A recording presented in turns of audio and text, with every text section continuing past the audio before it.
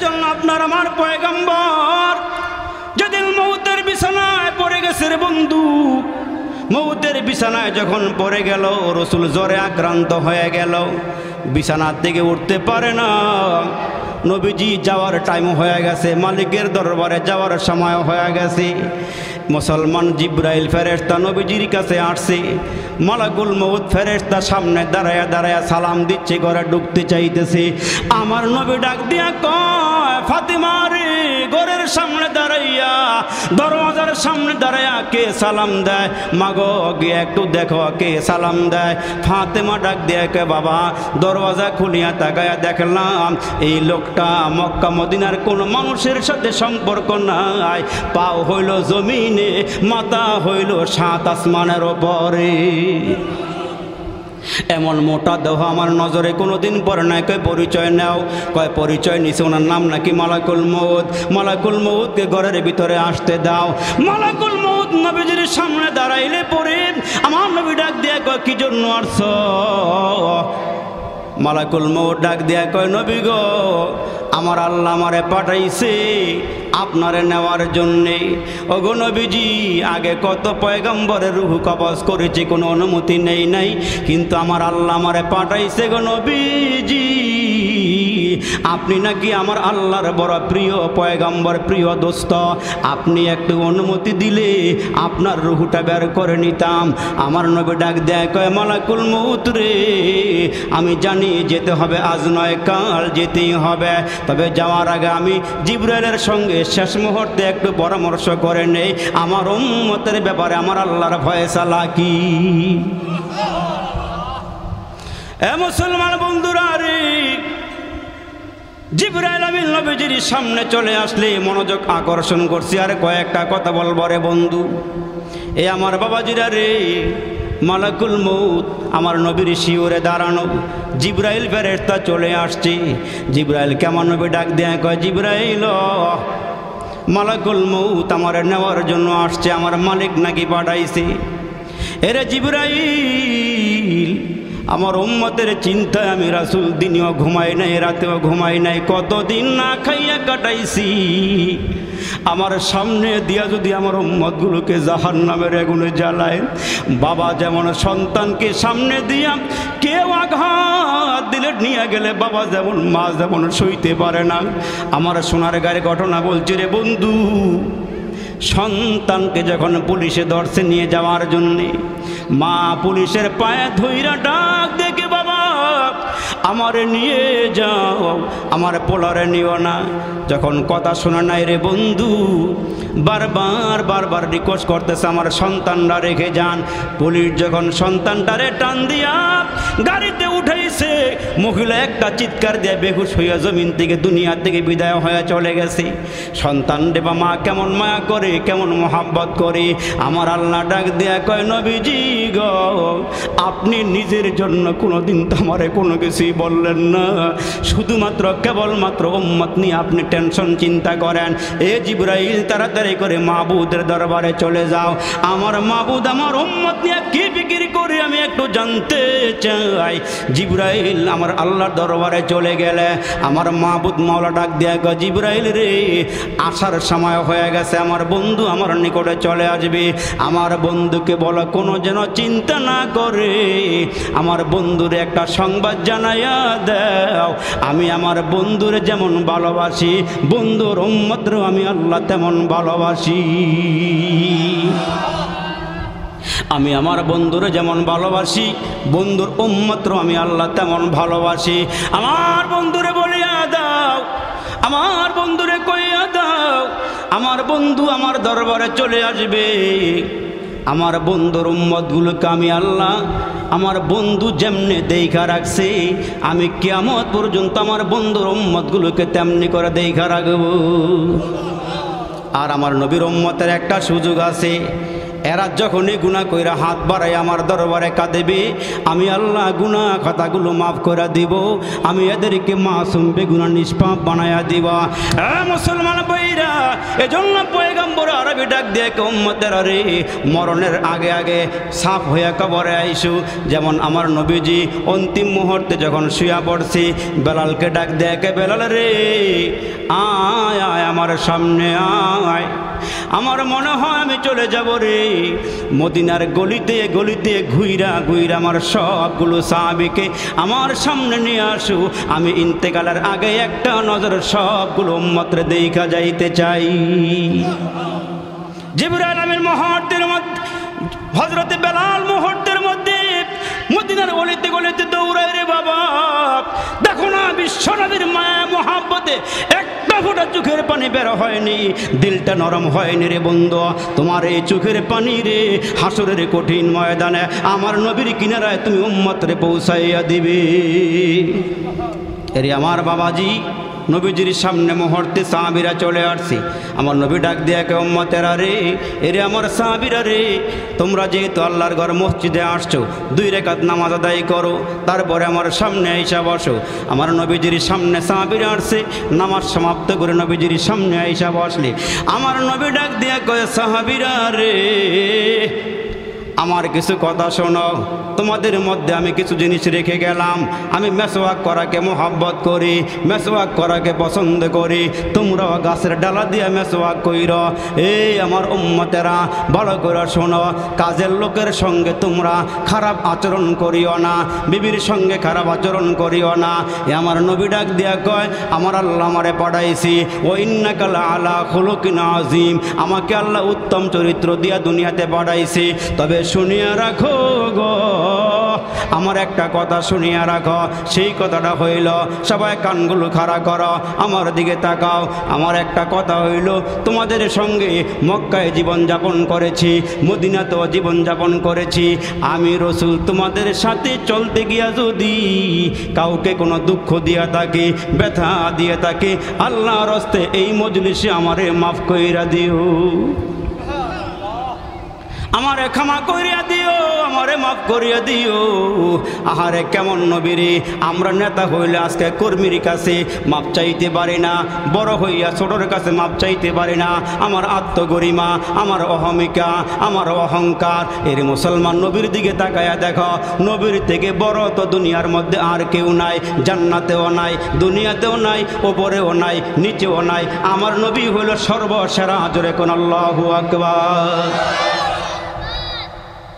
মুসলমান ভাইরা রে, আমার বিশ্বনবী দাঁড়ায় গেলেন, আমারে মাফ করিয়া দিও, আমারে ক্ষমা করিয়া দিও। এই ঘোষণা দিলেন 3 বার।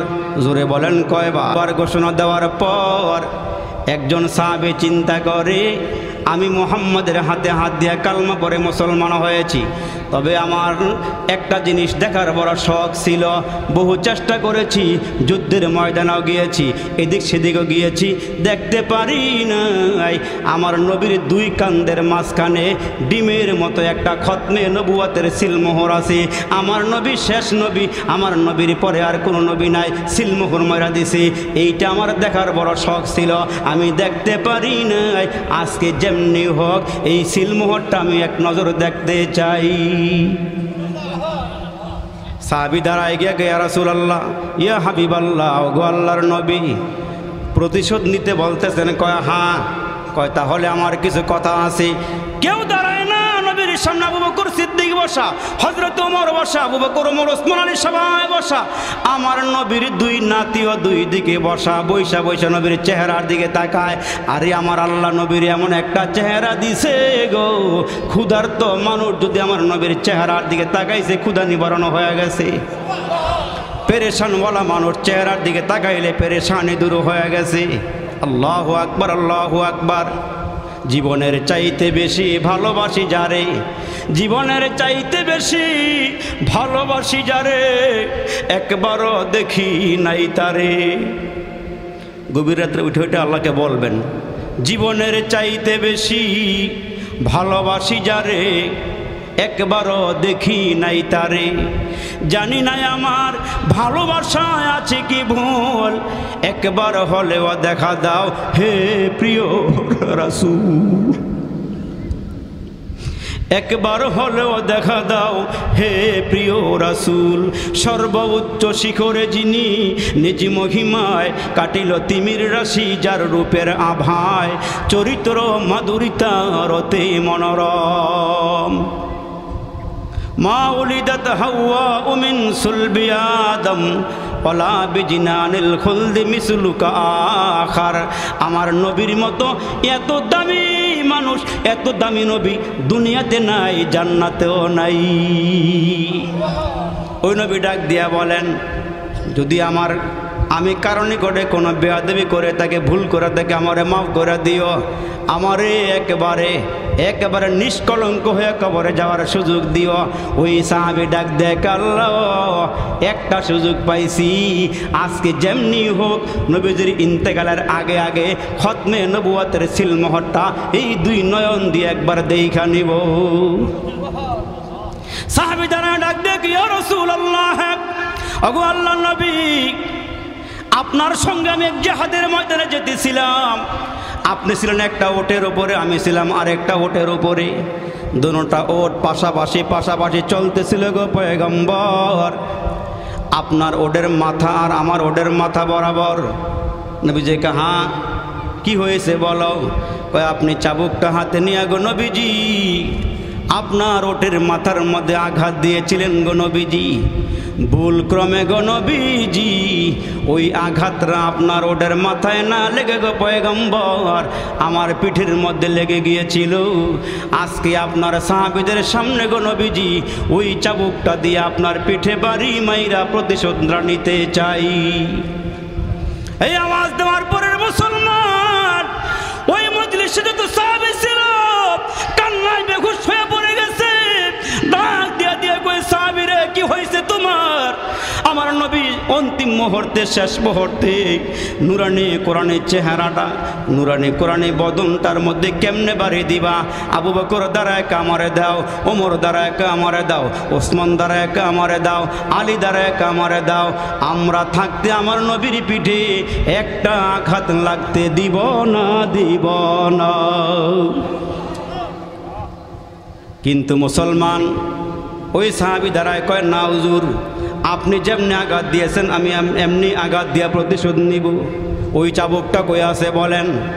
আমার নবী ডাক দিয়া কয়, বেলাল রে দাঁড়াও, ওই চাবুকটা আছে ফাতেমার ঘরে, চাবুকটা নিয়ে আসো যাও।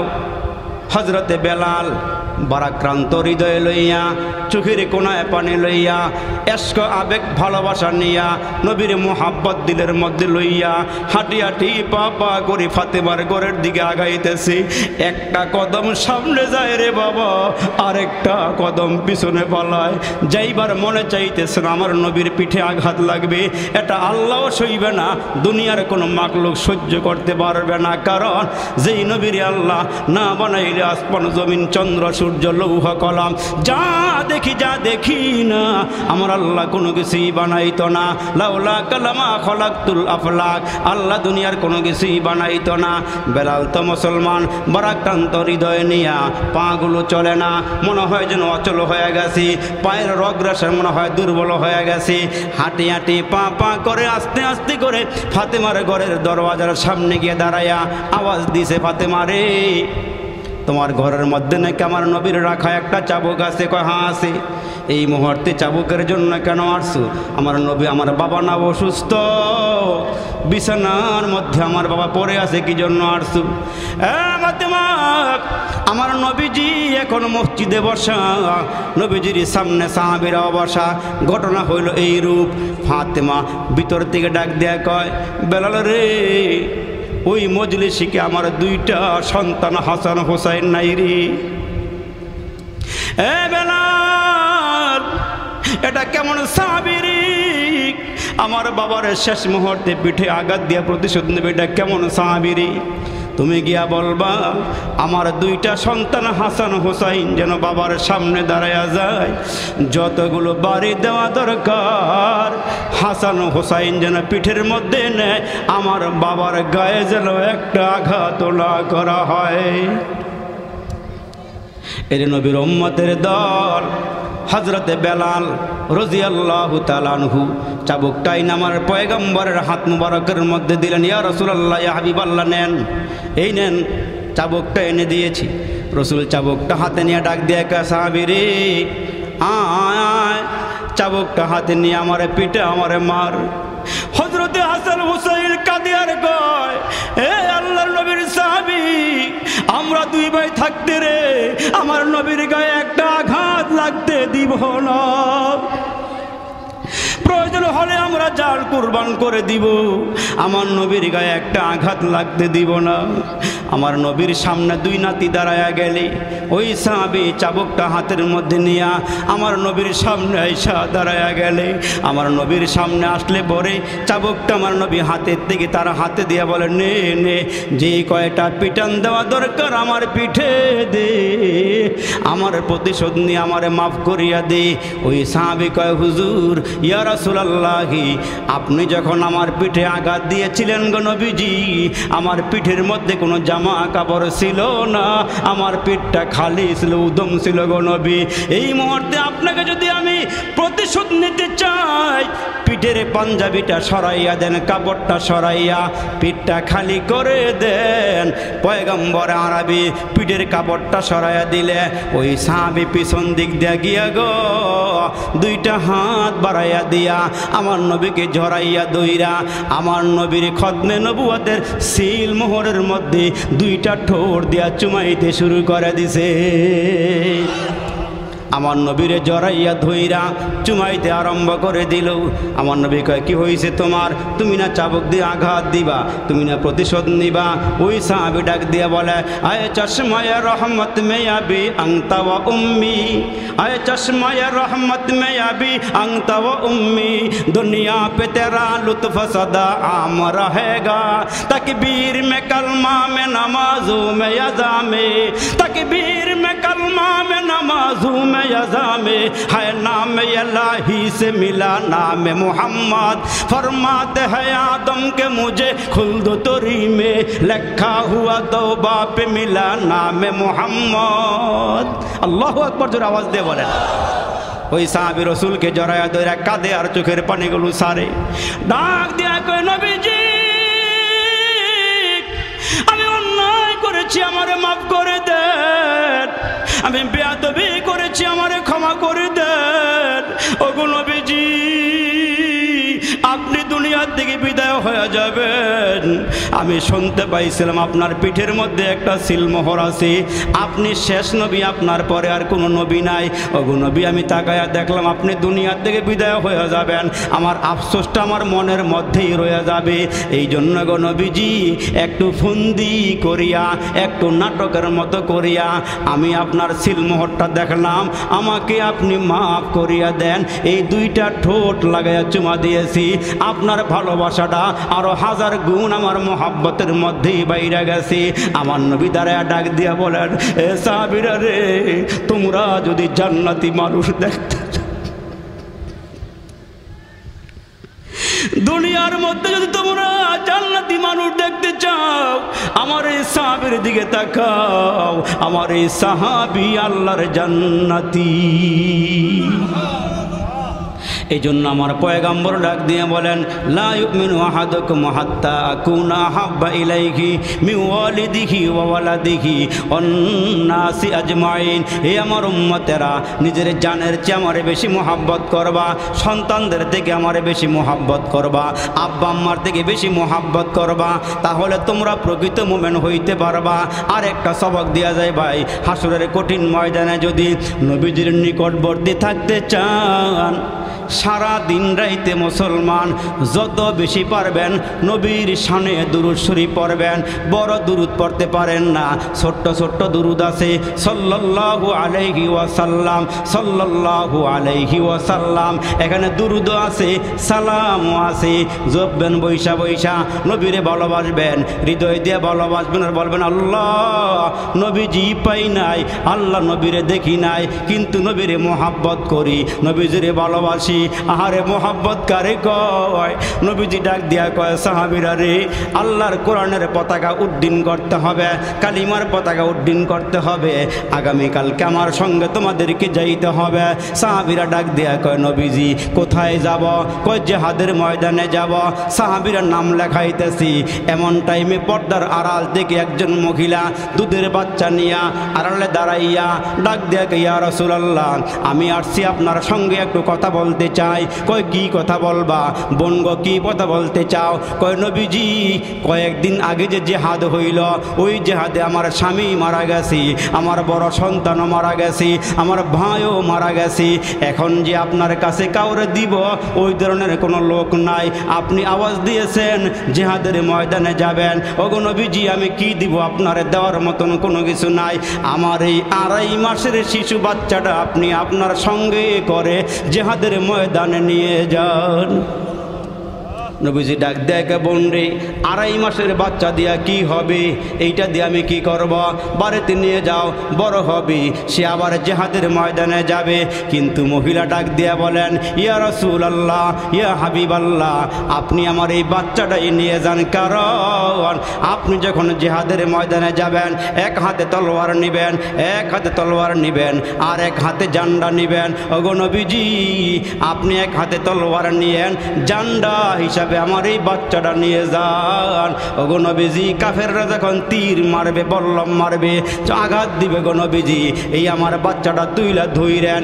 এরা যখন তীর মারবে ওই তীরটা আমার সন্তানের বুক দিয়ে লাইগা পিঠ দিয়ে বের হয়ে যাবে, আমার সন্তানটা শহীদ হয়ে যাবে।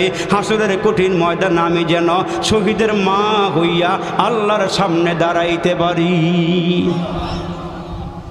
ওগো নবীজি আমি আমার বাচ্চার দিয়ে আপনারে বেশি ভালোবাসি, এজন্য মুসলমান ভাইরা আর বেশি লম্বা নয়, আর 2-1টা কথা বলবো রে বন্ধু। আল্লাহ পাক ডাক দিয়ে বলেন, গাড়ি পাইছো, বাড়ি পাইছো, সম্মান পাইছো, টাকা পয়সা পাইছো, এটা দুনিয়ার বাহাদুরি, দুনিয়ার সফলতা। কিন্তু শুনিয়া লও, তোমার দুনিয়ার সফলে আসল সফলতা নয়, পরকালের সফলতা হইল আসল সফলতা। উলাইকা হুমুল ফাইজুন, কামিয়াব কারা, সফল কারা?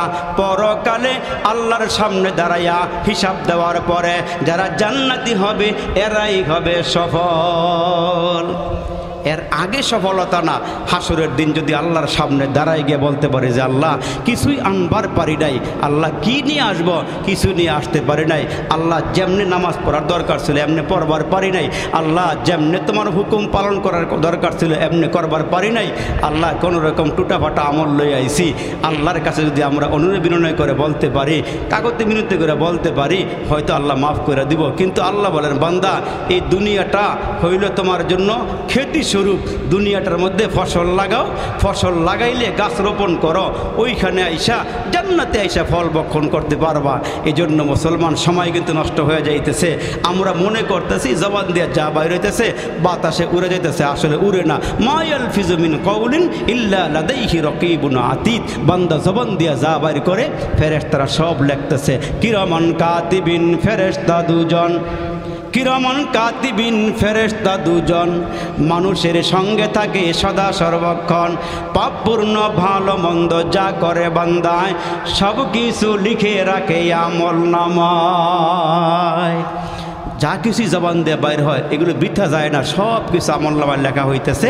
কিরামান কাতিবিন ইয়ালামুনা মা তাফআলুন, আমরা যখন যেখানে যা করি সব কিছু ফেরেশতারা লেখা রাখতেছে। মনে করেন না ছাড় দেওয়া হবে, আল্লাহ বলেন বান্দা ছাড় দে, কিন্তু আমি আল্লাহ ছেড়ে দেই না, আমি আল্লাহ ছাড় দেই, ছেড়ে দেই না, আমি আল্লাহ ধরব তখন যখন তুমি আমার কাছে আসবা। এই জন্য একটা জগতের নাম হলো ইহজগৎ, আরেকটা জগতের নাম হলো পরজগৎ। ইহজগতের হায়াত একেবারেই অল্প, পরজগতের হায়াত হলো অনেক লম্বা। ওই হায়াতকে বুঝাইতে গিয়ে রসুল সাহাবীদের সামনে বলেন, সাহাবীরা সাগরের মাঝখানে যদি আঙ্গুল ঢুকাইয়া দিয়ে আবার উঠানো হয়, আঙ্গুলের অগ্রভাগে আঙ্গুলের মাথায় যতটুকুন পানি লাগে এইটা হলো দুনিয়ার হায়াত, আর সাগরের ভেতরে যত পানি আছে ওইটা হলো পরকালের হায়াত। তাহলে দুনিয়ার হায়াতের শেষ আছে, সমাপ্তি আছে, পরকালের হায়াতের কোনো সমাপ্তি নাই। এইখান থেকে উইটা বাড়ির যাইবার পারম এই গ্যারান্টি আপনার আমার কাছে নাই। নবীজি দেখায় গেছেন সাহাবীদেরকে, রসুল জিহাদের ময়দান থেকে এসে সাগরের পারে তাবু গাইরে আরাম করতেছেন। কিছুক্ষণ পরে রসুল বললেন, হে সাহাবী তুমি একটু পানি নিয়ে আসো, অজুর পানি নিয়ে আসো, আমি একটু টয়লেটে যাইতেছি। তো রসুল টয়লেটে গেলেন। রসুলে আরবি টয়লেট থেকে বের হইয়া সামনে মাটির টাকা পাইয়া তায়াম্মুম করলেন, পাক পবিত্র হয়ে গেলেন। একটু সামনে অগ্রসর হইয়া সাহাবীর কাছ থেকে পানি নিয়ে আবার অজু করলেন। সাহাবী চিন্তা করতেছে, রসুল কয়েকটা কদম সামনে আসলে পানির বদনা আছে, লোটা আছে, অজু করবার পারেন, কিন্তু আপনি টয়লেট থেকে বের হইয়া ওই মাটি হাতে নিয়ে তায়াম্মুম করলেন, কারণটা কি? রসুল ডাক দিয়ে বলে, সাহাবী, তোমার পর্যন্ত যেতে পারবো, অজুর পানি পর্যন্ত যেতে পারবো, এই গ্যারান্টি আমার কাছে নাই, এই গ্যারান্টিটা আমার কাছে নাই। অথচ রসুল দুজাহানের বাদশা, আল্লাহর সঙ্গে যার কথোপকথন, যিনাকে আল্লাহ মেরাজে নিয়ে গেলেন, আল্লাহ পাক কাছাকাছি নিয়ে গেলেন, ওই রসুল বলেন আমার হায়াতের কোনো গ্যারান্টি নাই। আর আমরা কি বলতে পারবো আমাদের হায়াতের গ্যারান্টি আছে? স্যান্ডেল কিনলে 1 বছরের গ্যারান্টি দেয়, হ্যাঁ, একটা ফ্রিজ কিনলেও 10 বছরের গ্যারান্টি, মোবাইল কিনলেও 1 বছরের ওয়ারেন্টি গ্যারান্টি দিয়ে দেয়। অথচ আমরা দামি মানুষ 4টা জিনিসের কসম খাই আল্লাহ বলেন, ও তিন ও জাইতুন ও তুরি সিনিন ও হাজাল বালাদিল আমিন লাকদ খলাকনাল ইনসানা ফি আহসানি তাকওয়িম।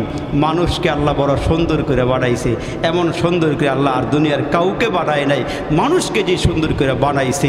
এই জন্য মানুষের কাজ হইল 24টা ঘন্টা যতক্ষণ আমি সজাগ থাকি জিক্র ফিক্রে থাকা, আল্লাহর গুণগান লইয়া জিব্বাটারে তাজা রাখা। তার কারণ নুন খাইব যার, গুণ গাইব তার, মালিক যিনি প্রশংসা হবে তার। এই জন্য পায়ে হাত দিয়ে বলে যাই, বাবা এখনও সময় আছে, এখনও সুযোগ আছে। কবরে ঢুকার আগে আগে তওবা করেন, কবরে যাওয়ার আগে আগে আল্লাহর কাছে গুনাহ মাপ চান, তাহলে দেখবেন আপনার আমার গুনাহ মাপ হয়ে গেলে সহজ হয়ে যাবে। কিন্তু আমরা মনে করতেছি আজকা না কালকা, কালকা না পরশু তওবা করুম নে। আমাদের তওবা হচ্ছে ওই সাপ আর ব্যাঙের দোস্তির মতো। সাপে আর ব্যাঙে দোস্তি, একজন উপরে আর একজন পানির মধ্যে। কিন্তু ব্যাঙ মাঝে মাঝেই সাপকে নসিহত করে, ওয়াজ করে, বয়ান করে, বলে এই সাপ তুই সোজা হয়ে চলবি, আঁকা বাঁকা হয়ে চলবি না। তো সাপ কি বলে ব্যাঙেরে, এই তোর থেকে জিগায় চলুম, কেমনে চলবো আমারটা আমি ভালো জানি, আমি সোজা হবো না বেঁকা হয়ে চলবো, আমারটা আমি ভালো জানি, তোর বলতে হবে না, তোর ওয়াজ করতে হবে না, আমার যেমনি মনে হচ্ছে এমনি চলবো। তো অনেক দিন নসিহত করার পরও সাপের নসিহত নেয় না, ওয়াজ গ্রহণ করে না। তো হঠাৎ করে একদিন এই ব্যাঙটা পানির থেকে উইঠা যখন কিনারায় উঠছে, টানে উঠছে, উঠটা দেয় সাপ সোজা হয়ে শুয়ে রয়েছে, সোজা। তো ব্যাঙটা সাপের কাছাকাছি এসে কয়, ভাই সোজা হয়ে শুয়ে রইল, মনে হয় আমার ওয়াজ কাম লাগছে। আসলে ব্যাঙে ওই সাপের কিনারা দিয়া লেজটার মধ্যে কামড় দিয়ে যখন লড়া দিছে, লড়াচড়া নাই, কি নাই, লড়াচড়া নাই। তখন ব্যাঙ ডাক দিয়ে সোজা হইলে তো হইলি, মরার পরে হইলি আর কি, মরার আগে আর হইলি না। তা আমরা মনে করি পিটানি পিটানি যা আছে কবরে গিয়া না, এর আগে তো আর পিটাইব না, আগের পিড়াইব কাটায় আমার 10টা 9টা ভাই আছে, পিড়াইব কাটায় আমার বাবা চেয়ারম্যান সাহেব আছে, মেম্বার সাহেব আছে, এলাকার প্রভাবশালী, আবার পিড়াইব কাটায়, ধর্ম কাটায়, যেমনি মন চায় এমনি চলো। বাইগো তোমার মন চাইলে তুমি চলতে পারবা, তোমার কেউ বাধা দিবে না। কিন্তু একটা জায়গার মধ্যে বাধা আছে, ওই জায়গার নাম হলো কবর। ঠিক কিনা জোরে কখন? ওই জায়গার নাম কি? ওই জায়গাটার নাম হলো কবর। এই জন্য আমাদের প্রধান মেহমান কিন্তু আছে, আপনারা উঠা বসা করেন না, হুজুরে আসতেছে, হুজুর আসার পরে ইনশাল্লাহ আবার আপনারা ফিনিশিং বয়ান শুনবেন। এজন্য আমি যেই কথাগুলো বলতেছিলাম যে আমার জীবনকে সফল করে কবরে যাওয়া লাগবে। আমার আল্লাহ এমনি পাঠায় নাই, গরু ছাগল যা মন চায় তাই খাইয়ে ফেলায়, কুত্তা বিড়ালে যা মন চায় তাই খাইয়ে ফেলায়। কিন্তু আমি আশরাফুল মাখলুকাত, আমার যেমনি মনে চায় আমি এমনি চলতে পারবো না। আমাকে চলার জন্য আল্লাহ পাক রাস্তা দিয়েছে, আমাকে 30 পারা কোরআন দিয়েছে, আমাকে বলেছে ওই কোরআনকে ফলো করে চলো, আর আমার নবীর আদর্শকে ফলো করে চলো। এই দুইটা রাস্তার দিকে চলো, দেখবা তোমার জিন্দেগি কামিয়াব হয়ে যাবে, তোমার পরকালের জীবনটা সফল হয়ে যাবে। আর যদি মনে যা চাই তাই করো, তাহলে এখন তোমার কিছুই বলবো না, এখন তোমার ধরবো না, কিন্তু একটা ধরার জায়গা আছে, ওইখানে তোমার কেউ ছাড়বে না। এই জন্য রসুল বলেন ওই দিন আফসোস করতে করতে, কানতে কানতে মানুষ চোখের পানিগুলো ছেড়ে দিবে, এক পর্যায়ে গিয়া চোখের পানি শেষ হয়ে যাবে, রক্তগুলো বের হবে, রক্ত বের হওয়ার পরও রক্ত শেষ হয়ে যাবে, কান্না শেষ হবে না। কিন্তু ওই দিন আল্লাহ আপনারা আমার দিকে তাকাইও চাইবে না। আচ্ছা ভালো করে বলেন তো, হুজুরে আসার আগে আর 2-1টা কথা বলি।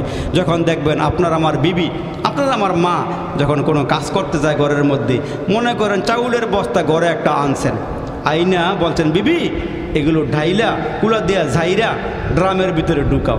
তা ড্রামের ভিতরে ঢুকাইতে গেলে দেখবেন ছোটো ছোটো বাচ্চারা মার কাজে খুব ডিস্টার্ব করেনি, চাউল লয়ে খাবলা দিয়ে একটা বাইরে ফেলায়, কিছু ঘরের ভিতরে ফেলায়। তখন মা মাঝে মাঝে ধমক দেয়, খালি কাজে ডিস্টার্ব করস। একবার 2বার ধমক দেওয়ার পরও যখন বাচ্চায় শোনে না, তখন মা রাগ কইরা থাপড় একটা লাগাই দিছে। থাপড় একটা দিন যখন দিছে, ওই কোনায় বইয়া বইয়া এই যে কানতেছে, 1 ঘন্টা হয়ে গেছে, মা ওর দিকে তাকাই দেখে না, মাকে ভালো করে কাইন্দালো, আমি কাজ শেষ করে লই, আমি কাজটা শেষ করে লই। এই কি করছে এবার বুদ্ধিমান, 1 ঘন্টা কাইন্দা যখন দেখছে মা এর দিকে তাকাই না, তখন সোড্ডা পাল্টাই দিয়া কয়, আম্মা গো, আম্মা তোমার ছাড়া আমার কেউ নাই, আম্মা তুমি আমারে কোলে নেও, সুমা দেও, মা খাওয়ন দেও। যখন এগুলোকে ডাক দিছে, মার কলিজে গেছে গা ঠান্ডা হইয়া, মায়ের সব কাজ কাম ফালাইয়া দিয়া হ্যাঁ টান দেয় না, কোলো লইছে, গালা সুমা দিয়া কয়, আর এ কাম করবি, আর করবি নি কয় না আম্মার করতাম না। মার মন গড়লে গেছে গা। কিন্তু একটা সময় আইব, আমরা বাইসাব যারা আমরা এনো আসি, গুণা লইয়া কবরে গেলে, তওবাবিহীন গেলে, গুণা মাফ না হইলে এই আল্লাহ পাক বলবে, এবার তার হ্যাঁ ধর ধর। দুইরা যখন জাহান্নামে ফালাইব, হ্যাঁ যে কত হাজার বছর এখানে কানব, আল্লাহের দিকে চাইতই না, চাইতই না। সর্বশেষ যখন আগুনে জ্বললে পুরে সারকার হইয়া গুণা শেষ হইব, তখন হ্যাঁ ওই আগুন থেকে উতলে উপরের দিকে উঠটা মুখটা বাড়াই দিয়া কইব, ইয়া হান্নান ইয়া মান্নান। 2টা নাম আল্লাহর, এটা কাবাগরের গিলাফর লেখা আছে, সুবহানাল্লাহ জোরে কর, ইয়া হান্নান ইয়া মান্নান। আল্লাহ কইব, কি রে জিবরাইল, হেরা ডাহা কেল লেগা জিগা তো গিয়া। জিবরাইলকে কইবে, এই নাকস কেল লেগা, কয় জাহান্নামের আগুন আর সহ্য হইতেছে না, এই জন্য আমরা আল্লাহরে ডাকি। কয় কি চাস, কয় উঠবার চাই, আর আগুনে পড়তে চাই না। আল্লাহ কয়, রমজান মাসে দিনের বেলা ডালের বড়া খাবেনি, আঞ্জা দিয়া গাঞ্জা খাবেনি, ফাঁকে ফাঁকে ইয়াব্বা খাবেনি। আল্লাহ আর খাইতাম না, আল্লাহকে খাওয়ার টাইম নাই। যাবি কেমনে, যাওয়ার তো সুযোগ নাই, গেলে না খাবি। এখন আল্লাহ বলবো, এই আমার একটা ঘোষণা ছিল, সর্বশেষ যে লোকটাকে জাহান্নামের আগুন থেকে বাইর করব, যদি এটা আমার নবীর উম্মত হয়ে থাকে, সরিষা দানা পরিমাণ ঈমান থাকে, আমার ওয়াদা ছিল 10টা দুনিয়ার সমান তার একটা জান্নাতের মালিক বানাই দিব। আর একটু জোরে কর। এই হাদিস শরীফের মধ্যে আসছে, সর্বশেষ যে লোকটা জাহান্নাম থেকে বাইরিব, বাড়িয়ে কেব, আল্লাহ জান্নাত জায়গা টাকা আসেনি, সব মনে গেছে গা, গিয়ে দেখ। কয় আল্লাহ জান্নাতে কোনো জায়গা টাকা তো দেখি না, শেষ হয়ে গেছে গা। আল্লাহ কয়, তোরটা ঠিকই আছে, তোরটা এখনও যায় নাই, বান্দা গিয়ে দেখবো জান্নাতের ভিতরে এত সুন্দর, গাড়টি লইতে লইতে বইরা লাইছে, আল্লাহ আর বাকি নাই। এখন বলবো, আল্লাহ কি লইলাম, কি রাখলাম, কি আর বাকি আছে? তখন আল্লাহ কইব, বান্দা কি লইছস, কি বাকি আছে? তুই তো আর বড় আলেম হস নাই, তুই তার বুখারী শরীফ পড়স নাই, বড় বড় কিতাবা পড়স নাই, তোর গ্রামের কোনো হুজুর তুই চিনস এমন হুজুর আছে? কয় আল্লাহ আছে।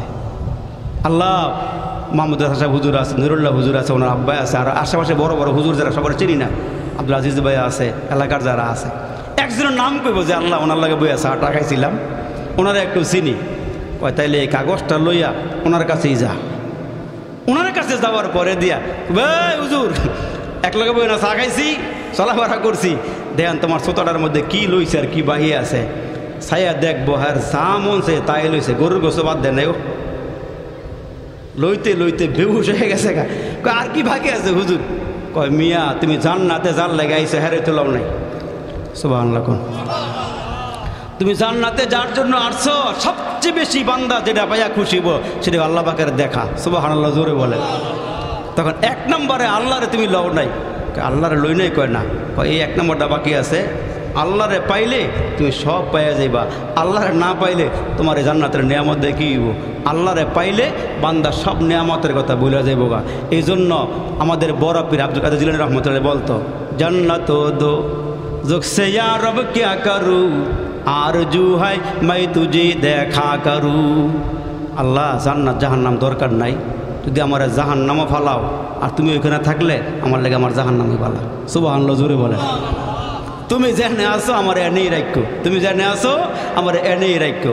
আল্লাহ তুমি তোমার কাছে আমার রাখো। এই জন্য তো এই যে আসিয়া দোয়া করছে আল্লাহর কাছে, আল্লাহ স্বামী হারাইছি, সম্মান হারাইছি, টাকা পয়সা হারাইছি, ঘর বাড়ি হারাইছি, জামা কাপড় লয়ে গেছে গা, আল্লাহ রাজমহলটা লয়ে গেছে গা, তোমার কাছে কিচ্ছু চাই না আল্লাহ, জান্নাতে তোমার কাছে আমি একটা ঘর চাই আল্লাহ। এই জন্য বলছে যারা মুমেন, যারা নেককার, যারা আল্লাহরে খুশি করছে। যখন মরার টাইম হইব, এটা আমনের বেলা আমার বেলা সবার বেলা হইব, যখন টাইম হইব তখন ফেরেশতারা দূরের থেকে যখন এক ঝাঁক ফেরেশতা আসবো, তখন বান্দা তাকায় দেখবে একটা নূর, বড় মধুময়, বড় মহব্বতের নূর আসতেছে। যত কাছে আসে ততই ভালো লাগে। তখন ফেরেশতারা বলবো, এই বের হয়ে আসো, ও খরুজি বের হয়ে আসো। 60 বছর 70 বছর হায়াতের জীবনে এই রুহুর লগে বডির লগে একটা সম্পর্ক হয়ে গেছে। রুহু বার হইতে চায় না, বার হইতে চাইব না। তখন এই ফেরেশতারা আল্লাহ পাকের কাছে গিয়ে বলবো, আল্লাহ রুহু তো বাইর হয় না, বহু চেষ্টা করছি। আল্লাহকে হেরা যেটা দিমু এটা সামনে না তুলে দর। আল্লাহ কি দিবা? কয় জান্নাত দিমু। জোরে কর, ও আবশিরু বিল জান্নাহ। এই জান্নাত যখন বান্দার সামনে তুলিয়া ধরার পরে ভাই সাহেব সব বলে দেবো গা। তখন আস্তে কইরা আল্লাহ বলবেন, এই নফসে মুতমাইন্না, সফল নফস, সুন্দর নফস, মুতমাইন্না নফস, বের হয়ে আসো। বের হতে দেরি হবে, আমার জান্নাতে ঢুকতে দেরি হবে না। আর একটু জোরে বলেন, এদের জীবন হবে সফল। ওই সফল মানুষগুলো আল্লাহ পাকের জান্নাতে যাবে। আমার কথায় কোনো মনে কষ্ট হয়েছেন? রাগ করছেন? রাগ করলে মাফ করে দিয়েন, কষ্ট মনে নিয়েন না। আমার ভাই, আমার অত্যন্ত শ্রদ্ধাভাজন ব্যক্তি, অনেক ওলামায়ে কেরামের আলেম, অনেক